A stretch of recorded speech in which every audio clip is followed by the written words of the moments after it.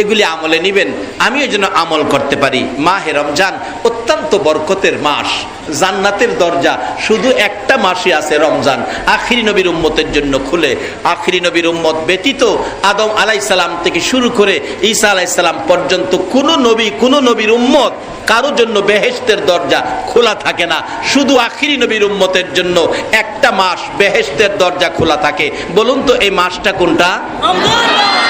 রমজানে যদি বেহেশতের দরজা খোলা রাখে, তাহলে আপনাদের ধারণা এটা কার লাগিয়া খুলছে? রোজাদারের জন্য। গাজী রোজা যারা রাখেন নাই, কালকার থেকে রোজাটা রাইখা দিবেন, বেহেশতের দরজা খোলা। শুধুমাত্র ঢুকবেন মৃত্যু আসার আগে আগে, আখিরি নবীর উম্মত হন। আজকের এই মাহফিলের আয়োজন এই বৃষ্টির দিনে, এটা দুঃসাহসিক আয়োজন। আচ্ছা বলুন, যারা এই আয়োজনটা করছে বৃষ্টির দিনে, তাদের কি কষ্ট হয় নাই? আপনারাও আসছেন, আপনারাও কষ্ট করছেন। আল্লাহ যেন সকলের কষ্ট কবুল করে এই রমজানের বরকত সবে কদর সহ নসিব করে দেন। আর একটা দিন যেন ঘুমের ঘরে নবীকে স্বপ্নে দেখাইয়া দেন। সকলে বলুন আমিন। আসুন। ইয়া নবী সালাম আলাইকা, ইয়া রাসূল সালাম আলাইকা, ইয়া হাবিব সালাম আলাইকা, সালাওয়াতুল্লাহ বালাগাল উলা বিকামালিহি সুন্নাতে জামিউ খিসালিহি সাল্লু আলাইহি বালাগাল উলা বিকামালিহি কাশাফাত দুজা বিজামালিহি সুন্নাতে জামিউ খিসালিহি সাল্লু আলাইহি। শালম কই? শালম বাবারে, যাই হোক, আমি কমিটির এই যুবকদেরকে বলবো, তোমাদের লোক ভিতরে পাঠায় দাও 2-4 মিনিটের মধ্যে, যাতে সব হাতে আইসা যায়। যাও যাও বাবা, ওইটা যাও, খালি দিয়েন না। রব্বির হামহুমা কামা রব্বায়ানি সগীরা।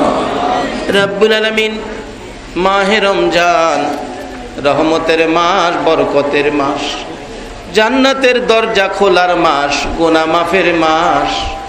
প্রভু গো, সবে কদরের মাস, তোমার আদরের রোজাদার লইয়া হাত বাড়াইছি।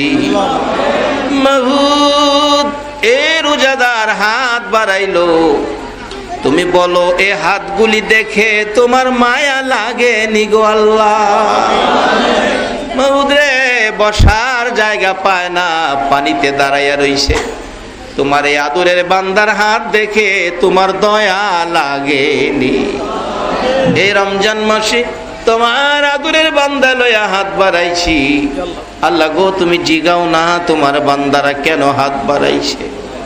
আল্লাহ গো, তুমি জিগাও না গো কেন তারা হাত বাড়াইছে?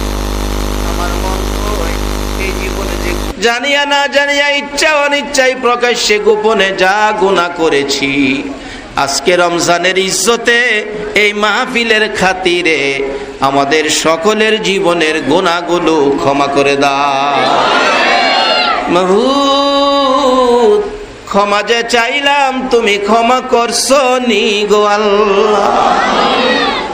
তুমি যদি ক্ষমা না করো, বলো আমরা এ গুনাহ লইয়ার কার কাছে যাব গো আল্লাহ? আমরা আখিরি নবীর উম্মত, আমরা রে ফিরাইও না। এই বৃষ্টির মধ্যে কষ্ট করেছে আল্লাহ, তুমি কষ্ট কবুল করে আমরারে ঘুরাইয়া দিও না।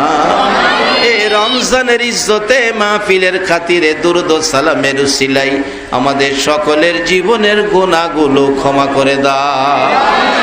ইয়া আল্লাহ, জীবনের গুনাহ ক্ষমার আসার দরখাস্তের পর আর একটা দরখাস্ত করি, তুমি রাগ হইও না।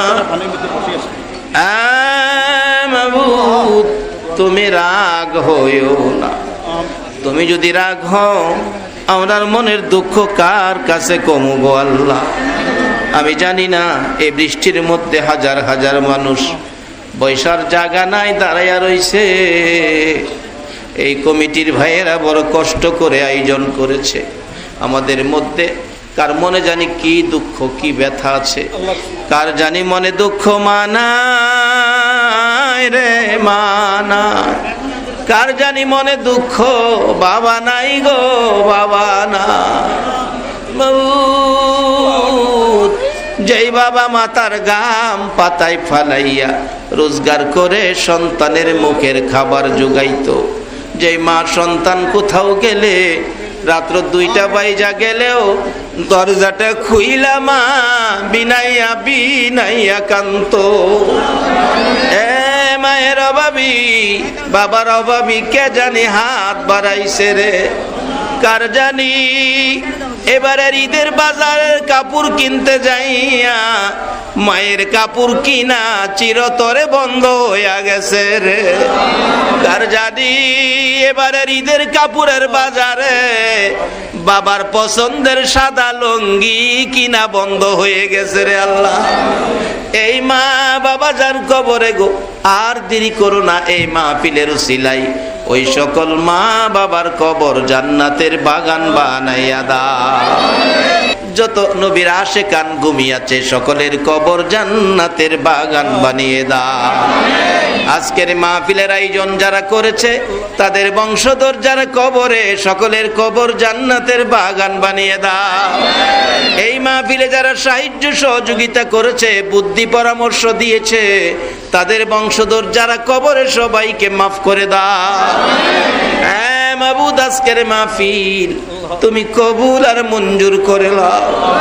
এই মাহে রমজানের ইজ্জতে আমাদের সবাইকে তুমি এই মাহফিলের বরকত, রমজানের বরকত সবে কদর সহ নসিব করে দাও। আল্লাহ গো, আমরা এই পর্যন্ত যে বৃষ্টির মধ্যে কষ্ট করেছি, কত মানুষ বসতে পারে না, নিচে পানি দাঁড়াইয়া রইছে। এই মাসুম বাচ্চাদের কষ্ট কবুল করছো নি গো আল্লাহ। কবর সাজা দিবে, জাহান্নামে দিয়ে দিবে, জান্নাতে ঢুকাইয়া দিবে। কথা বুঝেন কিনে? আমারে সৃষ্টি করেছে মেরে দিবে, এরকম আল্লাহ বুঝি। কিন্তু এটাও যদি বুঝতাম, আমার জ্ঞান দিয়ে আমার সেন্সটা যদি এরকম হতো, আমার আকীদা এরকম হতো, আমার ধ্যান ধারণা এরকম হতো, আমার বিবেক বিবেচনা এরকম হতো, আমার মনের কল্পনা জল্পনা যদি এরকম হতো যে আল্লাহ যতবার বলবো ততবার কোরআন তেলাওয়াত করা হবে, আর কোরআন তেলাওয়াত করলে যেন নেকি পাওয়া যাবে। আল্লাহ এমন একটি শব্দ, এমন একটি বাক্য যা কোরআনের মধ্যে আল্লাহ পাক বহু জায়গায় নিয়ে এসেছেন, আল্লাহ বললেই কোরআন তেলাওয়াত করা হবে। জোরে বলুন সুবহানাল্লাহ। যেমন কোরআনে এক জায়গায় এসেছে, আল্লাহুল্লাযী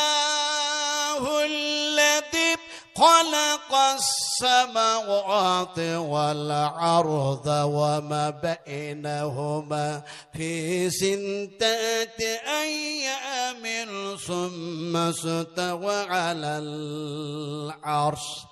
আবার কোরআনের অন্য জায়গায় এসেছে, কুল হুয়াল্লাহু আহাদ আল্লাহুস সামাদ। বহু জায়গায় এসছে। অন্য জায়গায় এসছে, আল্লাহুল্লাযী লা ইলাহা ইল্লা হুয়া আলিমুল গায়বি ওয়াশ শাহাদাতি হুয়ার রহমানুর রহিম। বহু জায়গায় এসছে।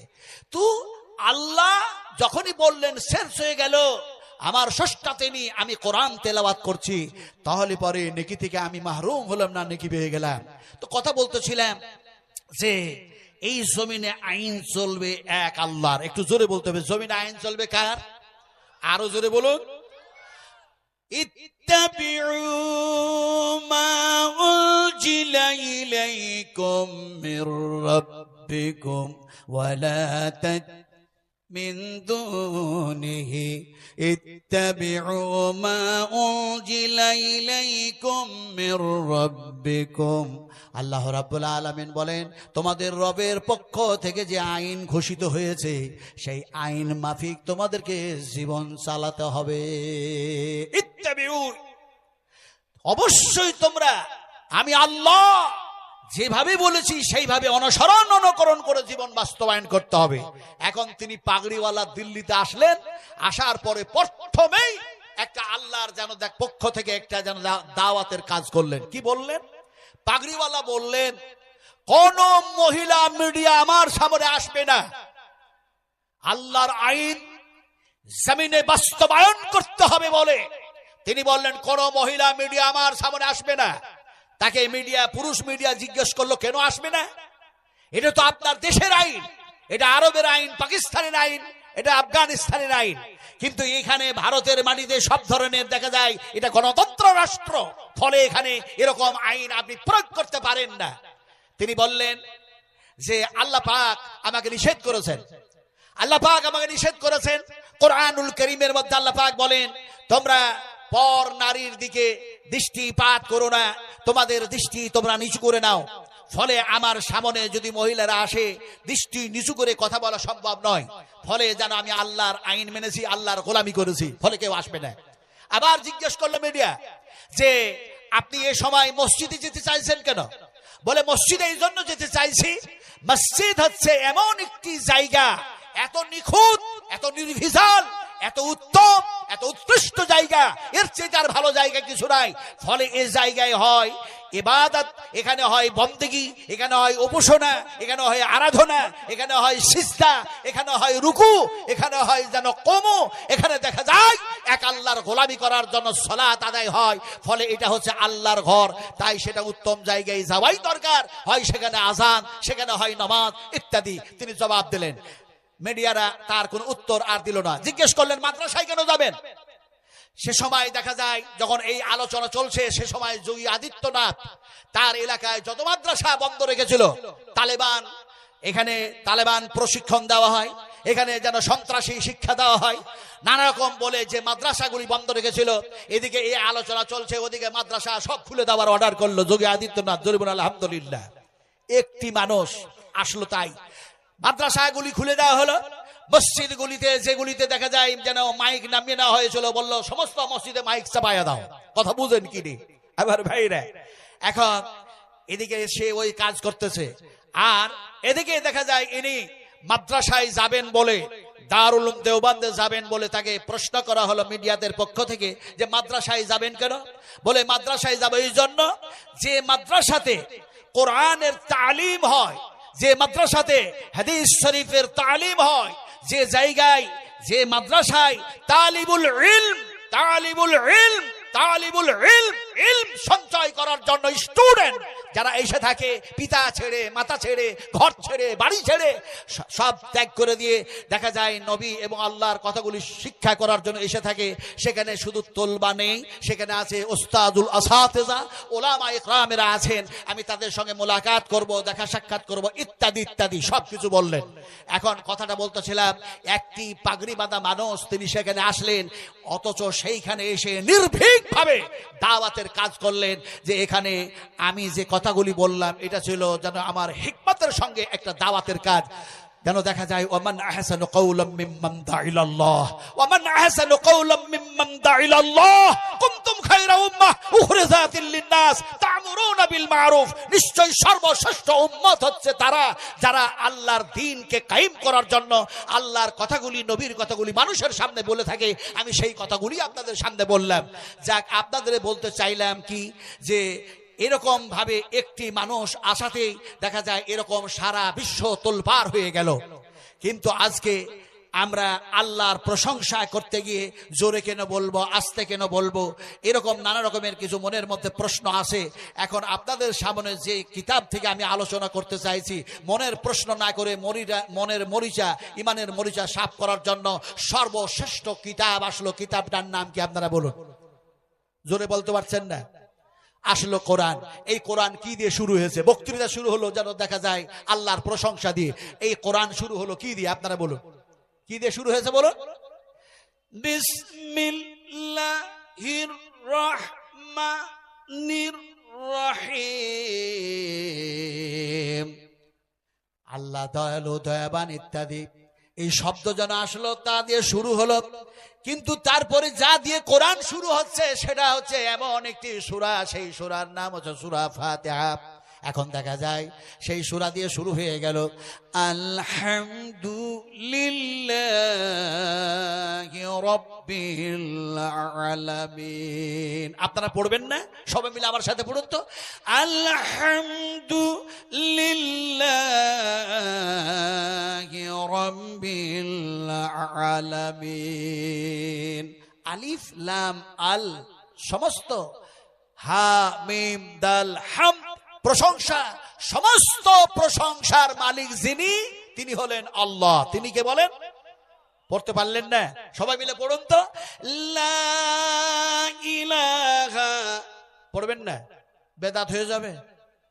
পৃথিবীতে একটাও মুফতি জন্মাই নাই, পৃথিবীতে একটাও মুজাদ্দিদ জন্মাই নাই যে ও বলবে বেদাত হয়ে যাবে। কারণ এ শব্দ জিকির নয়, এ শুধু দেখা যায় তসবিহ নয়, এটা হচ্ছে এমন একটি বাক্য, এমন একটি শব্দ, এটা আল্লাহ পাকের কালাম। আর কোরআনের মধ্যে বহু জায়গায় এসছে, যেমন কোরআনে এক জায়গায় এসছে, লা ইলাহা ইল্লা হুয়া ইলাইহিল মাসির। আমি ছাড়া কোনো ইলাহ নেই, আমি ছাড়া কোনো মাবুদ নেই, আমি ছাড়া কোনো স্রষ্টা নেই, আমি হলাম একজন আল্লাহ। ইলাইহিল মাসির, তোমরাকে সকলকে আমার কাছে ফিরে আসতে হবে।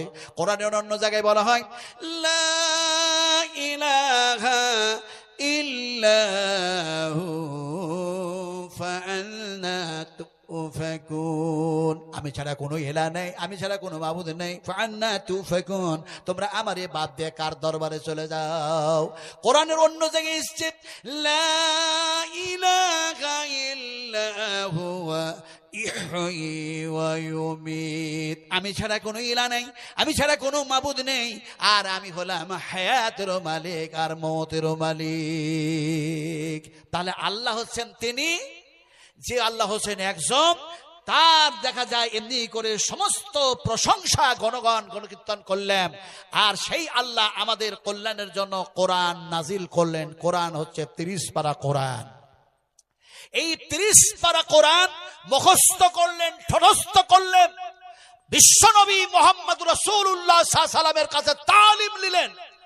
আমি আপনাদেরকে যে কোনটা হাদিস শোনাই, কোনটা ঘটনা শোনাই, একটি মানুষ রাসূলের কাছে আসলো। মানুষটি এসে বলল, আপনি কি মুহাম্মদ সাল্লাল্লাহু আলাইহি সাল্লাম? তিনি বললেন, রাসূল বললেন, নাম, হ্যাঁ আমি মুহাম্মদ সাল্লাল্লাহু আলাইহি সাল্লাম। আমার উপরে কোরআন নাজিল হয়েছে, আল্লাহ পাক আমাকে নবুয়ত দান করেছেন, আমি হচ্ছি সাইয়্যিদুল মুরসালিন খাতিবুন নবীন। তোমার বক্তব্য কি? লোকটি বলল, আমি বহু দূর থেকে এসেছি, আর শুনেছি নাকি তোমার উপরে নাকি 30 পারা কোরআন নাজিল হয়েছে। বলে, হ্যাঁ তা হয়েছে। বলে, তুমি নাকি দেখা যায় এমনি করে আব্দুল্লাহ আর আমিনার যেন সন্তান। বলে, ঠিক। বলে, এইগুলি শোনার পরে আমার মনের মধ্যে এরকম যেন একটা সন্দেহ হয়েছিল যে এরকম একজন মানুষ যে হবে গরিব শরীফ মানুষ, তারপরে হবে ছাগল চরানোওয়ালা মানুষ, অথচ দেখা যায় তার উপরে 30 পারা কোরআন নাজিল হবে, আর সে হবে এই ধরনের ছেলে, এই ধরনের বংশের মানুষ। আমার মনের মধ্যে নানা কিছু হয়েছিল, জেগেছিল, তাই আসলাম তোমাকে দেখা করার জন্য। দেখলাম তোমাকে, দেখতে খুব সুন্দর, তুমি দেখতে খুব সুন্দর, আর তোমার কথাগুলি যা শুনলাম তাও সুন্দর, কিন্তু আমি যেটা চেয়েছিলাম মনের মধ্যে সেটা কিন্তু তা হলো না। চেয়েছিলাম যে আমি যা শুনেছি তা যদি মেল না হয় তাহলে পারে তোমারে আমি দুনিয়া থেকে মিটাইয়া দিব, কিন্তু মিটাবার আর ইচ্ছা না। যা শুনলাম তা সত্য হলো, ফিরে যাই। রাসূল আকরাম সাল্লাল্লাহু আলাইহি ওয়াসাল্লাম তারে ডাকলেন আর বললেন, শোনো, আল্লাহ পাক যে দায়িত্ব আমারে দিয়েছেন, এই দায়িত্ব বহন করার জন্য আমি উপস্থিত আছি। তুমি যখন আসলে আর এইভাবে আমারে যেন দেখলে, জানলে, সত্য বুঝলে, তাহলে এটাও দাও নিয়ে নাও, এক আল্লাহর প্রতি ঈমান নিয়ে আসো, আমি মুহাম্মদ সাল্লাল্লাহু আলাইহি ওয়াসাল্লামের প্রতি ঈমান নিয়ে আসো, তুমি কোরআনের প্রতি ঈমান আনো, জান্নাত জাহান্নামের প্রতি ঈমান আনো। ও লোকটা বলল, ওই উদ্দেশ্যে নিয়ে এই জায়গায় আসি নাই, ওই নিয়ত নিয়ে এই জায়গায় আসি নাই, এসছিলাম যে নিয়তে, সেই নিয়ত পূর্ণ হয়েছে, চলে যায়। রাসূল আকরাম সাল্লাল্লাহু আলাইহি ওয়াসাল্লাম বললেন, তোমাকে এক আল্লাহর দ্বীনের দাওয়াত দিয়েছি, ইসলামের দাওয়াত দিয়েছি, কোরআনের দাওয়াত দিয়েছি, ফলে তুমি যদি কবুল করে নাও, গ্রহণ করো, তাহলে পরে তুমি যেন লাভবান হয়ে যাবে। সে বলল, আমি তো কোরআন পড়তে জানি না, আমার দেশের লোকেরাও কোরআন পড়তে জানে না, আমার এলাকার মানুষেরাও জানে না, নানা কিছু যেন বলল।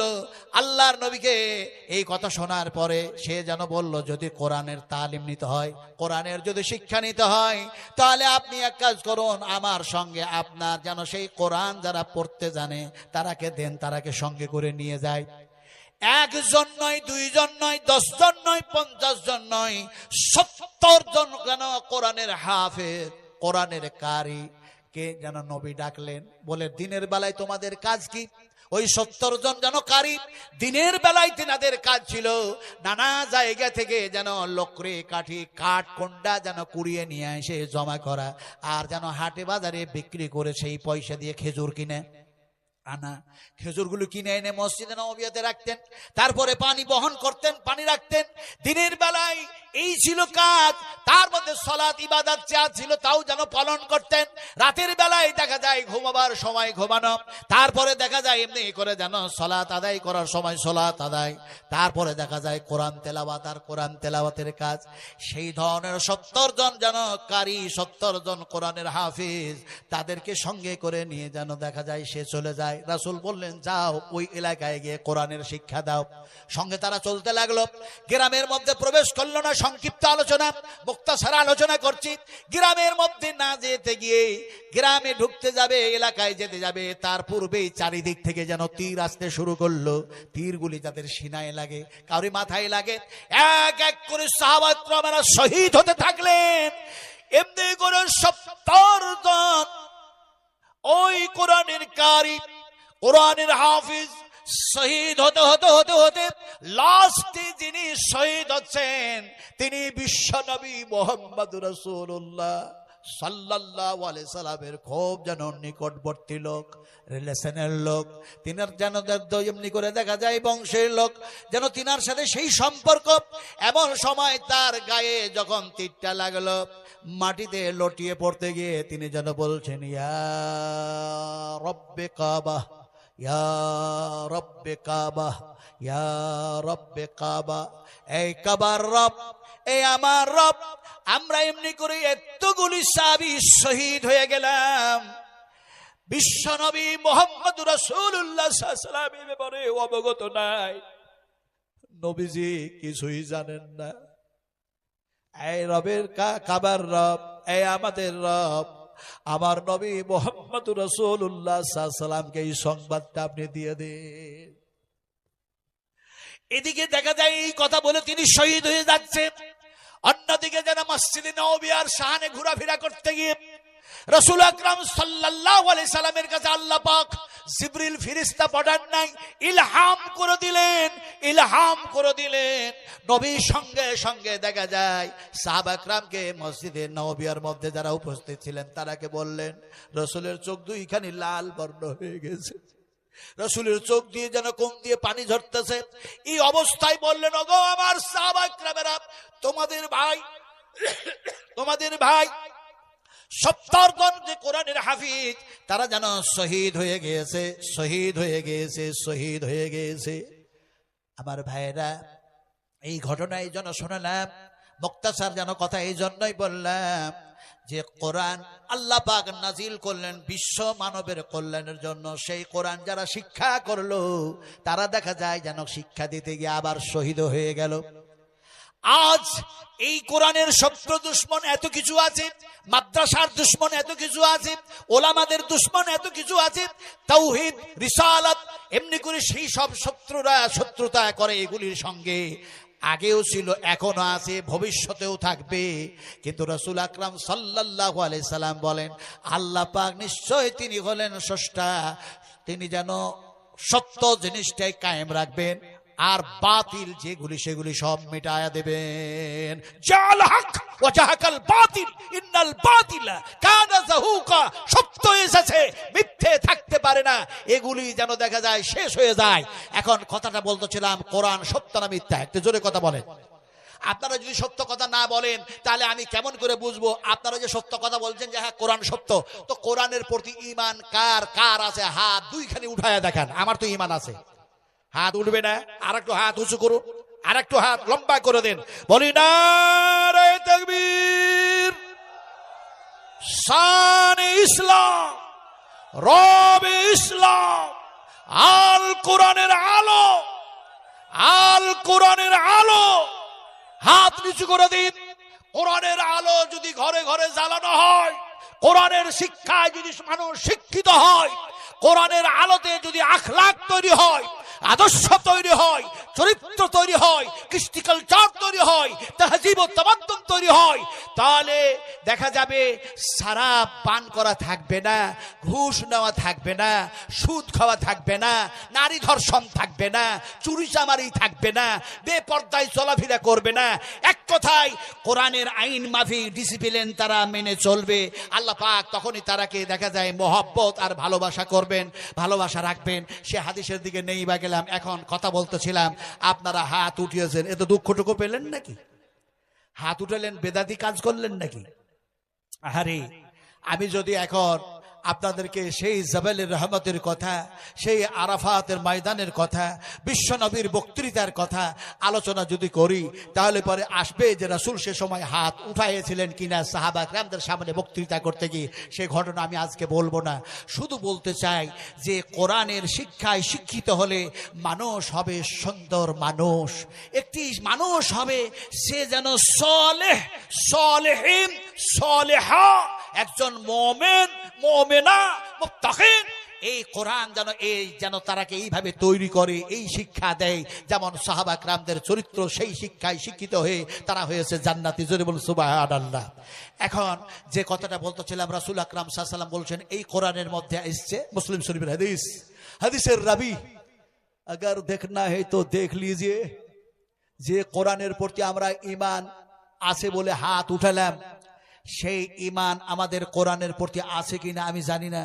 কারণ যুগটা হচ্ছে যান্ত্রিক সভ্যতার যুগ, এই যুগটা হচ্ছে সায়েন্সের যুগ, এই যুগটা হচ্ছে বৈজ্ঞানিকের যুগ, এই যুগটা হচ্ছে কম্পিউটারের যুগ, এই যুগটা হচ্ছে যেন দেখা যায় এমনি করে মোবাইলের যুগ।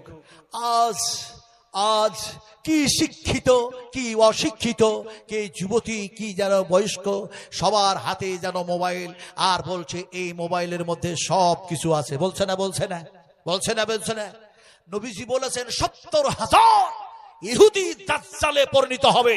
তার মানে তারা দাজ্জাল হবে না, তবে দাজ্জালের যে কৌশল, দাজ্জালের যে নিয়ন্ত্রণ, সেইভাবে সবকিছু নিয়ন্ত্রণ করবে দাজ্জাল। তার মানে ভালো ভালো জিনিস আবিষ্কার করে মানুষের হাতে তুলে দেবে। তখন কোরআনের প্রতি তাদের ঈমান থাকবে না, ঈমান নষ্ট করার জন্য অস্ত্র তুলে দেবে, যন্ত্র তুলে দেবে। এখন দেখা যায় যন্ত্র এসছে মোবাইল, আর মানুষ বলছে এই মোবাইলে সব আছে, সব পাওয়া যায়। मैं तो চ্যালেঞ্জ করতা হুঁ, ওই বৈজ্ঞানিকদেরকে চ্যালেঞ্জ করছি, যদি এই মোবাইলে সব থাকে, সব পাওয়া যায়, তাহলে পরে আমাকে দেখায় দাও অনলাইন, আমি এক্ষুনি দেখতে চাই। কিয়ামতের মাঠে আল্লাহ সুবহানাহু তাআলা আমার ডান হাতে আমলনামা দিবেন না বাম হাতে আমলনামা দিবেন, এক্ষুনি দেখতে চাই। এই মোবাইলে দেখাতে পারবে? কথা জোরে কোন পারবে? তাহলে সব কিছু আছে কার ভিতরে? একটু কথা বলছিলাম, সব আছে কার ভিতরে? আরো জোরে বলতে হবে, সব কিছু আছে কার ভিতরে? ওয়াতিবিয়ানান লিকুল্লি শাই। আল্লাহ রাব্বুল আলামিন বলেন, এই কোরআন নাজিল করলাম, এই কোরআনের মধ্যে আমি সবকিছু ঢুকাইয়া দিয়েছি, সব আছে, কোনটা নাই? কেমন আছে? উম্মাহাতুল মুমিনিন, মুসলিম শরীফ হাদিসে যে বলছিলাম, উম্মাহাতুল মুমিনিন মা আয়েশা বলছেন, হে রাসূল, এই কোরআনের মধ্যে সব আছে। তো কোরআন পড়তে গিয়ে দেখলাম জমিনটাও থাকবে না, আকাশটাও থাকবে না। কোরআনের মধ্যে বলা হচ্ছে জমিনটাও থাকবে না, আকাশটাও থাকবে না। জমিনটা আকাশের মধ্যে, আকাশটা জমিনের মধ্যে, এরকমটা যখন করে দেওয়া হবে, তখন মানুষগুলি কোথায় থাকবে? জোরে বলুন সুবহানাল্লাহ। উম্মাহাতুল মুমিনিন মা আয়েশা বলছেন, হে রাসূল, যে কোরআন আপনার উপরে নাজিল হয়েছে, বিশ্ব মানবের কল্যাণের জন্য নাজিল হয়েছে, পৃথিবীর সব শ্রেণীর মানুষের জন্য নাজিল হয়েছে, শুধু মুসলিমদের জন্য নয়। আল্লাহ রাব্বুল আলামিন বলেন, হাদা বায়ানুল লিন্নাস, হাযা এই কিতাব, বায়ান আলোচনা করলাম, লিন্নাস বিশ্ব মানবের কল্যাণের জন্য। এই কোরআন বিশ্ব মানবের জন্য আসলো, অথচ মানবগুলিকে দেখা যায়, এ মানব জাতিকে দেখতে পাওয়া যায়, এ কমের অবস্থা দেখতে পাওয়া যায়। এ কমগুলি কেন এত মার খায়? এ কম কেন এত লাঞ্ছিত? এ কম কেন এত ঘৃণিত? এ কম কেন এত পদতলিত? এ কম কেন এত দেখা যায় মর্যাদা হারা? আজ যেন শক্তি সেন্দু মাঝে রহিয়ায়, শক্তি পেল না যে। জেনে রাখো মরিবার বহুদিন পূর্বে মরিয়া গিয়েছে। মানুষ যেদিন তুমি এসেছিলে ভবে, তুমি মাত্র কেঁদেছিলে হেসেছিল সবে। এমন জীবন করো এই গঠন, মরিলে হাসিবে তুমি কাঁদিবে ভুবন। বারুদ জব তুম মরদ জব তুম জগ মে आओ जग हंसोगे तुम रोए, ऐसा करना कर चलोगे तुम हंसोगे जग रोए। কেন আজ এই অবস্থা, এই জাতির অবস্থা কেন? এক সময় এই জাতির অবস্থা দেখে হযরত ইব্রাহিম আলাইহিস সালাতু সালাম যেন বলছেন, ইন্নী আরাকা ওয়া কওমাকা ফি দালালিম মুবিন। ইন্নী আমি, আরাকা দেখতেছি, হে আমার কম, হে আমার জাতিরা, তোমরা প্রকাশ্যে তোমরা পথভ্রষ্টের মধ্যে আছো, পথভ্রষ্টের মধ্যে আছো, পথভ্রষ্টের মধ্যে আছো। ওয়ালাস ইন্নাল ইনসানা লাফি খুস ইল্লাল্লাযিনা আমানু ওয়া আমিলুস সালিহাত ওয়া তাওয়াসাউ বিল হক ওয়া তাওয়াসাউ বিস সবর। আল্লাহ সুবহানাহু ওয়া তাআলা বলেন, প্রত্যেকটি মানুষ তোমরা ক্ষতিগ্রস্তের মধ্যে পড়ে আছো। একমাত্র তারা নাই যারা আমালে সালেহ করতেছে, ভালো কাজ করতেছে, দ্বীনের জন্য জাদ্দোজাহাদ করতেছে, আমার রাস্তায় যারা এমনি করে জিহাদ করতেছে। ইয়া আইয়ুহাল্লাযীনা আমানু হাল আদুল্লুকুম আলা তিজারাতিন তুনজিকুম মিন আযাবিন আলীম। নিশ্চয়ই আমার সাথে এই ধরনের ব্যবসা যারা করে, আমার আযাব থেকে আমি আল্লাহ পাক তারাকে বাঁচায় নেব। বলুন সুবহানাল্লাহ। হযরত উম্মাহাতুল মুমিনিন মা আয়েশা সিদ্দিকা রাদিয়াল্লাহু তাআলা আনহা বললেন, হে রাসূল, যখন এই অবস্থা হবে তখন মানুষগুলি কোথায় থাকবে? এমন একটি প্রশ্ন, এমন একটি সওয়াল, যে সওয়াল বিশ্ব নবী মুহাম্মদুর রাসূলুল্লাহ সাল্লাল্লাহু আলাইহি সাল্লামের সামনে করা হয়েছে। নবীজি সে সময় বললেন, আয়েশা শোনো, তুমি যে প্রশ্ন করেছ, যেটা জানার ইচ্ছা করেছ, যখন এরকমটা আল্লাহ পাক করে দিবেন, জমিন আকাশের অবস্থা এরকম করে দিবেন, সেই সময় মানুষগুলি এমন একটি জায়গায় থাকবে রে আয়েশা, এমন একটি জায়গায় থাকবে, সে জায়গাটার নাম হলো পুলসিরাত। পুলসিরাত, পুলসিরাতের উপরে তারা কায়েম থাকবে, তারা যেন দাঁড়ায়া থাকবে। আল্লাহ সুবহানাহু ওয়া তাআলার রাসূল যেন বলেছেন, একজন যেন তাহাজ্জুদ গুজারি, একজন মুমিন, একজন মুত্তাকিন ডান হাতে আমলনামা পাওয়ার পরেও সেই পুলসিরাতের উপর দিয়ে তাকে পার হওয়া লাগবে, এই পুলসিরাতের উপর দিয়ে তারে যাওয়া লাগবে, তারপরে জান্নাতে যাওয়া সম্ভব হবে। যার জন্য নবীজি বলেছেন, আয়েশা, এমন একটি সময় আসবে যে সময়ে কিয়ামতের মাঠে কাউরে লক্ষ্য করতে পারবো না, কাউরে খেয়াল রাখতে পারবো না। এমন জায়গা, যে জায়গাটার মধ্যে একটা জায়গা হলো পুলসিরাত। ওই পুলসিরাত, সেই সময় আমি নবী নিজেই যেন নাফসি নাফসি করব, সে সময় আমি কিছুই করতে পারবো না। আয়েশা শোনো, এমনি করে আমি নবী মুহাম্মদ সাল্লাল্লাহু আলাইহি সাল্লাম নিজেই যেন নাফসি নাফসি করব। সেই দিন কাউরি হুকুম চলবে না, কাউরি আদেশ চলবে না, কেউ কাউরি সাহায্য করতে পারবে না, কেউ কাউরি সহযোগিতা করতে পারবে না। এমন সময় নবী যেন বললেন, বিশ্ব নবীর মুখ দিয়ে বার হয়ে গেল, ইয়াউমা লা তামলিকু নাফসুন লিনাফসিন শাইআ ওয়াল আমরু ইয়াউমাইযিল লিল্লাহ। আল্লাহ পাক তিনি বলেন, সেই মুহূর্তে পুলসিরাতের উপরে থাকবে ঠিক, আর সেই সময় সেই মোমেন্টে আমি আল্লাহ ছাড়া কাউরি হুকুম চলবে না, কেউ কাউরি কেউ সাহায্য করতে পারবে না। কথাটা বলতেছিলাম, কোরআনের মধ্যে এই কথাগুলি আছে। উম্মাহাতুল মুমিনিন মা আয়েশা বললেন, ইয়া রাসূলুল্লাহ, যে কোরআনের মধ্যে সব আছে, সেই কোরআন 30 পারা কোরআন আপনার উপরে নাজিল হয়েছে। এখন এই কোরআনুল কারীমের সাথে সাথে এগুলি হচ্ছে আল্লাহ পাকের কালাম। রাসূলুল্লাহ সাল্লাল্লাহু আলাইহি ওয়াসাল্লাম যেটা বলেছেন সেটা হলো হাদিস। হাদিস এসেছে মুসলিম শরীফের মধ্যে এবং বুখারী শরীফের মধ্যে। হাদিসের রাবী হচ্ছেন হযরত আনাস রাদিয়াল্লাহু তাআলা আনহু। হাদিসটা কি ভালো করে শুনুন।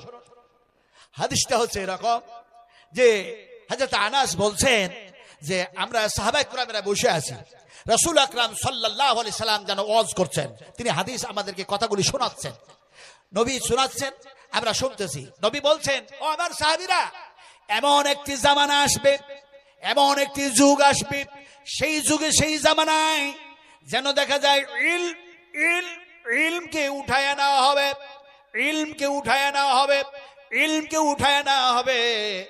আবার যেন দেখা যায় হযরত আনাস সে সময় বলছেন, হতভম্ব হয়ে গেলাম, যদি কোরআন উঠায় নেওয়া হয়, হাদিস যদি উঠায় নেওয়া হয়, সেই জামানার মানুষগুলি তো এমনি পথভ্রষ্ট আছে, পথভ্রষ্টই হয়ে যাবে। মনের মধ্যে নানা খেয়াল। এমন সময় দেখা যায় বিশ্ব নবীজি বললেন, কোরআন উঠায় নেওয়া হবে না, হাদিস উঠায় নেওয়া হবে না। তার মানে দেখা যায় কোরআন এবং হাদিসের যারা গবেষককারী, যারা এই শিক্ষায় শিক্ষিত হয়েছে, সেই সমস্ত আলিমদেরকে যেন উঠায় নেওয়া হবে, আলিমদেরকে উঠায় নেওয়া হবে। আজকে ইমাম বুখারী রাহমাতুল্লাহ আলাইহি নেই, আজকে ইমাম মুসলিম নেই, আজকে ইমাম যেন আহমদ বিন হাম্বল নেই, আজকে আল্লামা ইমাম তাইমিয়া নেই, এমনি করে নাসিরউদ্দিন আলবানী নেই, আজকে এমনি করে দেখা যায় হাফেজ আব্দুল্লাহ বিন বাজ নাই। সাহাবীদের মধ্যে দেখা যায় এমনি করে বড় বড় সাহাবী তারাও যেন নাই। এখন দেখা যায় এমনি করে ওবায়দুল্লাহ মুবারকপুরী হাফেজাহুল্লাহ আমাদের ভারতের সবচেয়ে বড় যেন সালাহিয়াতপূর্ণ আলেম দ্বীন সেই মোমেন্ট ছিলেন, এখন তিনিও তো নাই। তার মানে আপনাদেরই বলি এমনি করে আল্লামা ইমাম তাইমিয়াও নেই, আর দেখা যায় ইমাম জাহির রাহমাতুল্লাহ আলাইহিও নেই। এমনি করে দেখা যায় নবীজি বললেন এই সমস্ত আলেমদের তুলে নেওয়া হবে। সে সময় হবেটা কি? হযরত আনাস বলছেন, আল্লাহ নবী বললেন এরপরে ওই অবস্থায় কি হবে শোনো, যখন ইলম তুলে নেওয়া হবে, ওই আলেমগুলিকে উঠায় নেওয়া হবে, সেই সময় যেন অশিক্ষিতর হার বেড়ে যাবে, বর্বরতা জাহিলিয়াতি বেড়ে যাবে, আর ওই জাহিল ওই মূর্খরা নেতৃত্ব দিবে এই জমিনে। এই নেতৃত্ব দিবে কারা? কথা বলুন, নেতৃত্ব এই জমিনে নেতৃত্ব দিবে কারা? অমিত শাহ, যোগী আদিত্যনাথ। এমনি করে দেখা যায় যেন সেই দিল্লির কে ওই কি বলে এখন প্রধানমন্ত্রী হয়ে আছে, কি জানো নাম? হ্যাঁ কি বলে না, ওটা আমি বলবো না। কেটলিওয়ালা, কেটলিওয়ালা, হায় রে কেটলিওয়ালা। কেটলিওয়ালা যে কখন কি বলে, এ কেটলিওয়ালা বলছে হাতের তালি বাজাও, থালি বাজাও, করোনা থেকে বেঁচে যাবে। হায় রে খেপা, খেপা বুঝেন তো নাকি? আমি গতবার বলেছিলাম, আবারও বলবো কি, খেপা হয় কয় ধরনের খেপা হয় বলেন? কয় ধরনের খেপা হয়? খেপা হয় দুই ধরনের, দুই শ্রেণীর খেপা। একটা আমি কেমন করে বুঝাবো, ওই দেখেন ওইদিকে একটা খেপা দাঁড়িয়ে আছে, দেখেন ওইদিকে খেপা যে দাঁড়িয়ে আছে, এই খেপাটা উলঙ্গ খেপা, ন্যাংটা খেপা। তো যারা দাঁড়িয়ে আছে ওরা কি ন্যাংটা আছে নাকি? এক্সাম্পল দিচ্ছি, ভালো করে শুনুন। দুই ধরনের খেপা যে হয়, তো এইদিকে একটা খেপা দাঁড়িয়ে আছে উলঙ্গ হয়ে, আর এইদিকে একটা খেপা দাঁড়িয়ে আছে গামছা পরে। এই দুই খেপার মধ্যে দেখা যায় একজন যেন জুব্বা টুব্বা গায়ে দিয়ে, একজন মুলি সাহেব যেন হেঁটে চলে যাচ্ছে মাথায় পাগড়ি টাগড়ি দিয়ে। তখন এই উলঙ্গ খেপাকে এই গামছা পরা খেপা বলছে, সালাম দে, সালাম দে। মুলি সাহেব চলে যাচ্ছে, সালাম দে, সালাম দে। মুলবিকে সালাম দে। তো ন্যাংটা খেপা বলছে, আমার পরনে যে কিছুই নাই, আমি যে ন্যাংটা উলঙ্গ, তা আমি সালাম দিব কেমন করে? তোর পরনে গামছা আছে, তুই সালামটা দে। এখন ও কত বড় ম্যাট, কত বড় ম্যাট যে গামছাটা নিজের খুলে দিয়ে সেও উলঙ্গ হয়ে গিয়ে উলঙ্গ খেপার দিয়ে গামছাটা এমনি করে ছুড়ে দিল।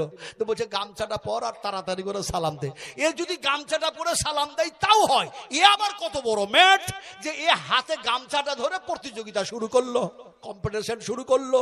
এ এখন গামছা হাতে নিয়ে কম্পিটিশন শুরু করেছে, তুও খেপা আমিও খেপা, তুও উলঙ্গ আমিও উলঙ্গ, তুও ন্যাংটা আমিও ন্যাংটা, তুই আগে সালাম দিবি না আমি আগে সালাম দিব।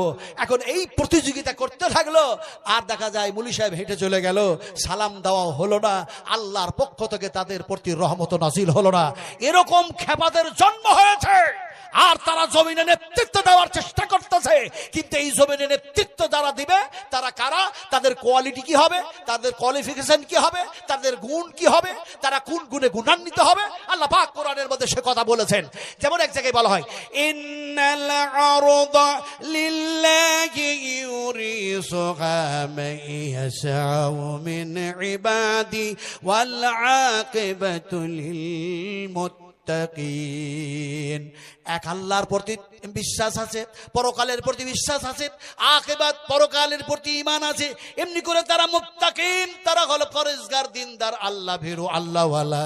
ওই মানুষগুলি এই জমিনে নেতৃত্ব দিবে। কিন্তু দিবে কি করে? ইলম তো উঠায় নেওয়া হয়েছে, বর্বরতা, অশিক্ষিত বেড়ে গেছে, জাহিলিয়াতি বেড়ে গেছে, এখন তাদেরই নেতৃত্ব চলবে। রাসূল আকরাম সাল্লাল্লাহু আলাইহি সাল্লাম এই ওয়াজ করছেন, হযরত আনাস বলছেন, তারপরে নবীজি বললেন, যখন এইভাবে ইলম উঠায় নেওয়া হবে তখন শুধু জাহিলিয়াতি বেড়ে যাবে না, কসরত কসরত অধিক অংশ দেখা যায় এমনি করে জানো জেনা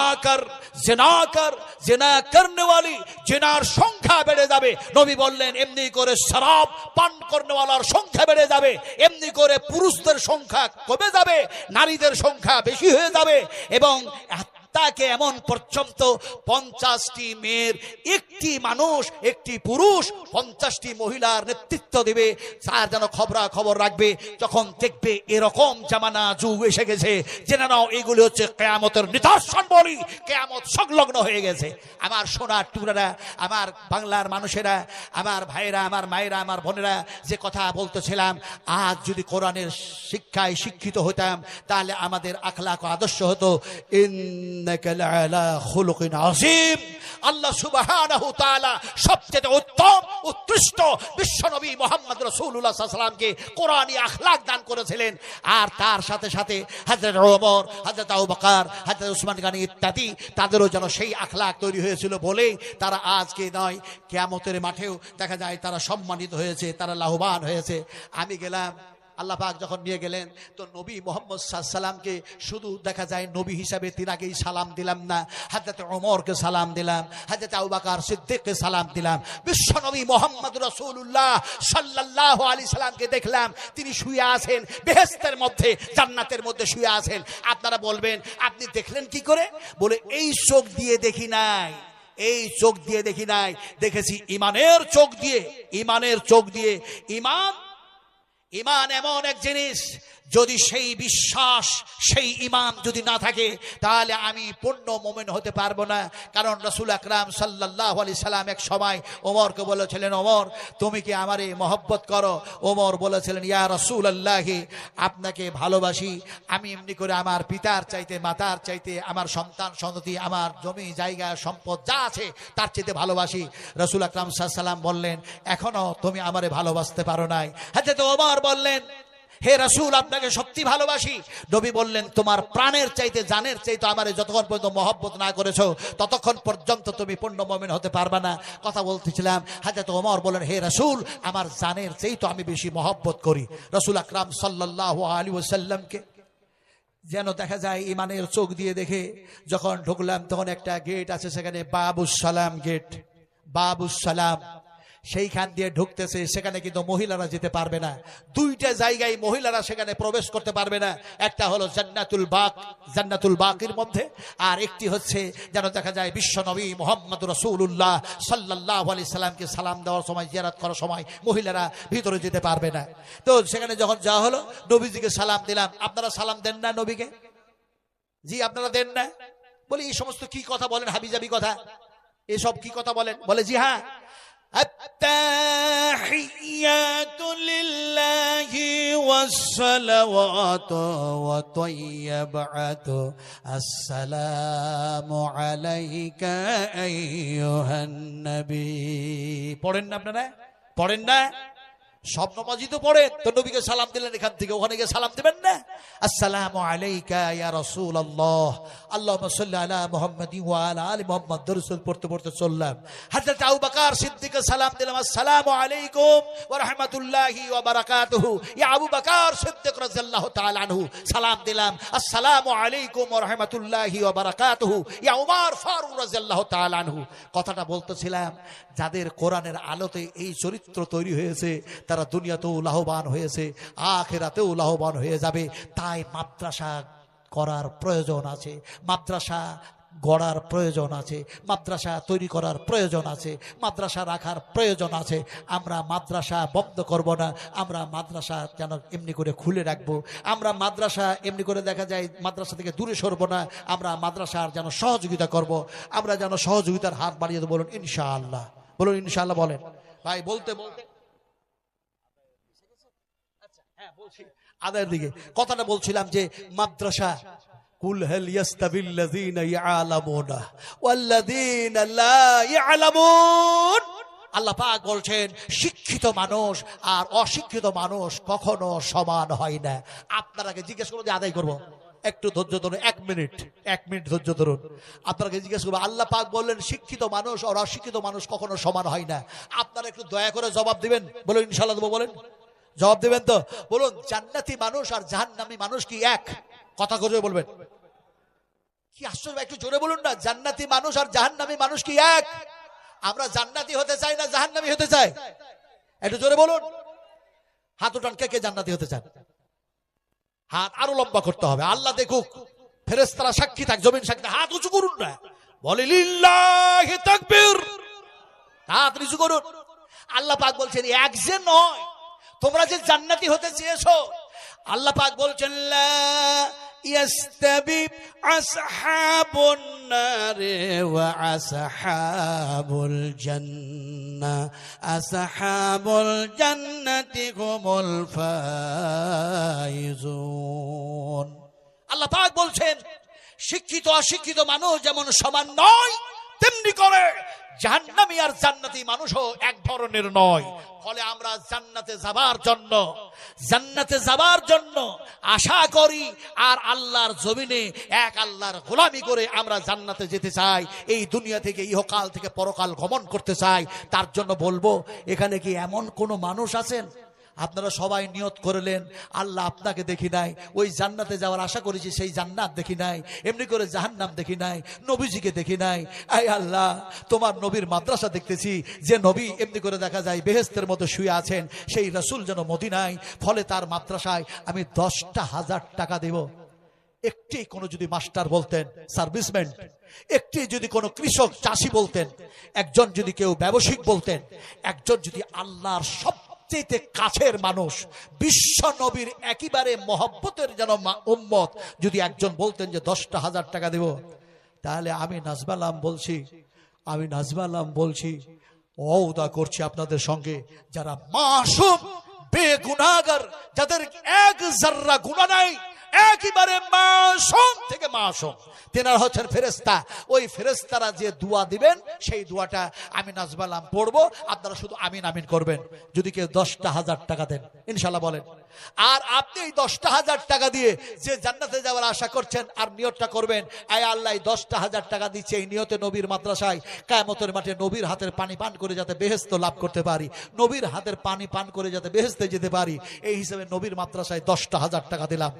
এই ধরনের একটা মানুষ যদি সামনে আসতেন আর বলতেন, তাহলে পরে আল্লাহর কসমকে বলছি, ওয়াল্লাহি ওয়াল্লাহি ওয়াল্লাহি, কসম ওই আল্লাহর, সত্য কথা বলছি যে আল্লাহ পাক আপনাকে 3টা কথা বলবেন বেহেশতে ঢুকাবার সময়, বেহেশতে যাওয়ার সময় আল্লাহ আপনার সাথে কথা বলবেন, লফজ হবে 3টা। ফলে কে বলবেন 10,000 টাকা দিচ্ছি, বলেন ইনশাআল্লাহ, বলেন তার জন্য দোয়া করব।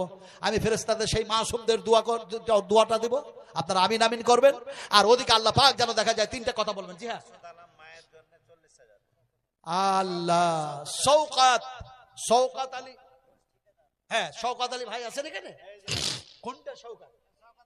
আমি দেখলাম মওলানা শওকাত আমতলা মাদ্রাসার সদর। এই তো জ্ঞানী মানুষ, খুব ভালো মানুষ, ভালো আছেন ভাই?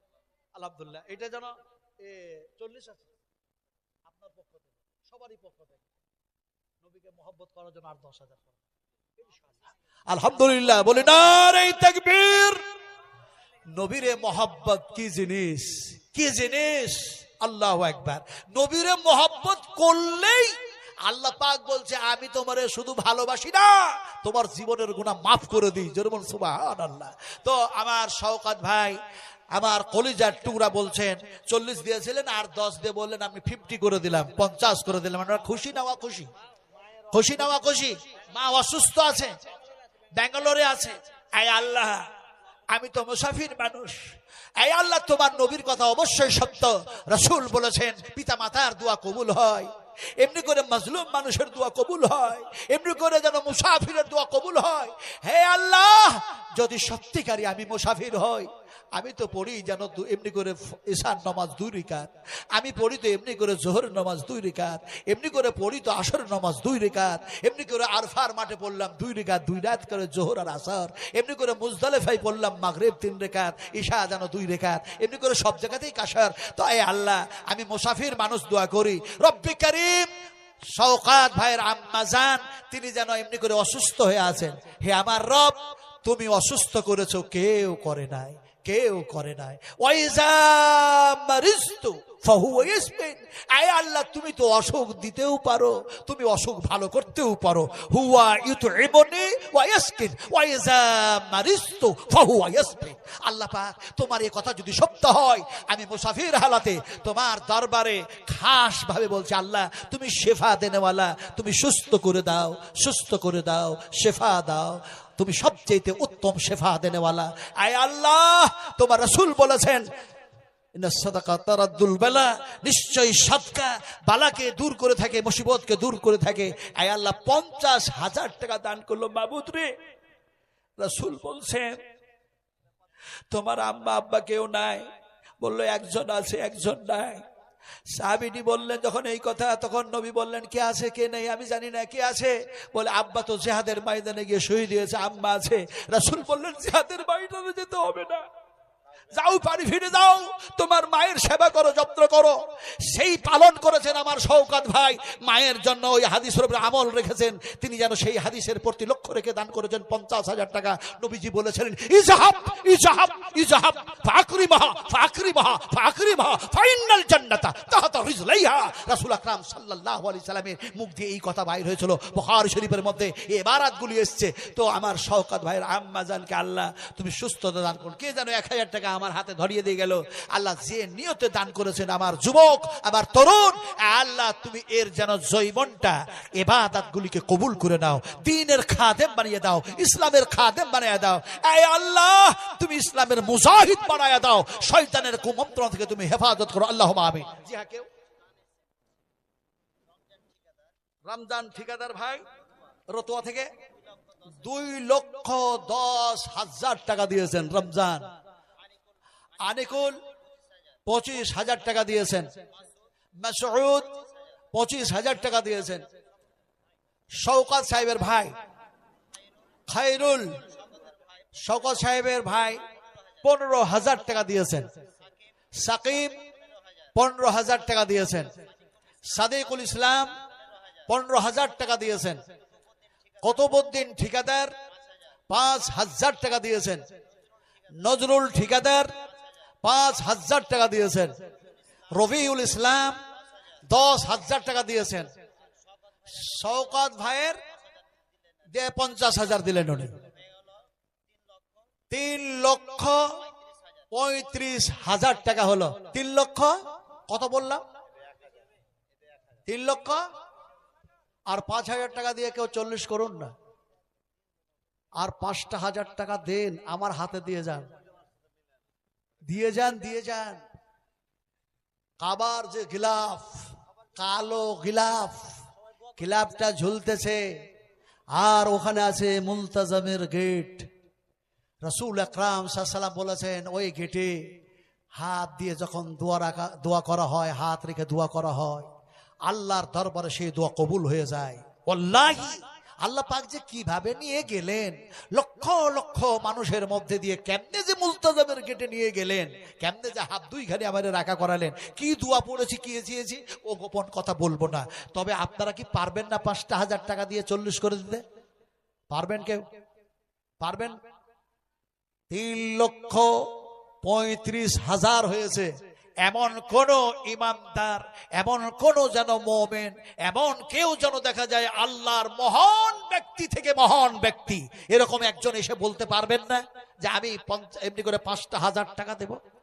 কোন মা, কোন খালা, কোন ফুফু, কোন নানি, কোনো দাদি, কোনো বেটি, কোনো মেয়ে, কোনো আমার সন্তান, কোনো আমার সন্ততি, কোনো আমার আব্বা, কোনো আমার ভাই, কোনো আমার এমনি করে কলিজার টুকরা বিশ্ব নবী মুহাম্মদুর রাসূলুল্লাহ সাল্লাল্লাহু আলাইহি সাল্লামের চোখের পানি ঝরালেন। জি হ্যাঁ, আপনার নাম কি? এমডি উকিল। তিনি বলছেন 1000 টাকা দিলেন, বাবা মারা গেছে, আর কি দিলেন? 1 কুইন্টাল, 1 কুইন্টাল ভুট্টা লিখুন। এমডি, হ্যাঁ ইসরাইল, হ্যাঁ 1 কুইন্টাল ভুট্টা আর 25 কেজি গম, 25 কেজি গমও লেখেন। এনার 25 কেজি গম, 1 কুইন্টাল ভুট্টা লিখুন, আর দিলেন 1000 টাকা। তাহলে পারে এটা কি 5000 হলো? এটা কি 5000 হলো? হয় নাই, 5000 হয় নাই। ভাই যদি একজন মানুষ দিতে না পারেন 5,000 টাকা, দয়া করে, অনুগ্রহ করে, কৃপা করে আপনি যেন চোখ বন্ধ করে অন্তরের চোখ দিয়ে, হৃদয়ের চোখ দিয়ে একটু দেখুন তো।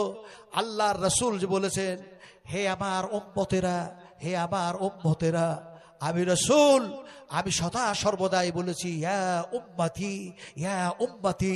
মাকামে মাহমুদ সিজদায় পড়ে গিয়ে নবীজি যখন কান্না করবেন, ইয়া উম্মতি, আল্লাহ পাক বলবেন মাথা উঠাও, এ আমার নবী, আমার হাবিব, তোমার দরখাস্ত আমি কবুল করে নেব।